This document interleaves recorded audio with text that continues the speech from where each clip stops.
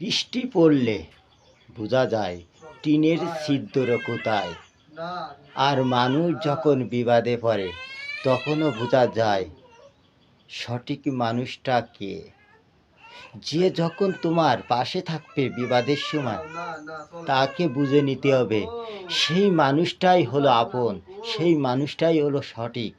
আর যে মানুষটা পিছিয়ে যাবে সে তোমার কখনো ভালো চায় না, মনে মনে শুধু খারাপ উদ্দেশ্যই করে, খারাপই আলোচনাই করে। মানুষের সাথে খারাপ আলোচনা অথবা মানুষের সাথে কিভাবে কূটনীতি করে নষ্ট করা যায়, মনটা ভাঙা যায়, সেই ছলনায় চেষ্টাই থাকে। আর যে ভালো, সে মন থেকে নিজে নিজে আল্লাহর কাছে নামাজ পড়ে দোয়া করে তার জন্য ভালো কিছুই চায়।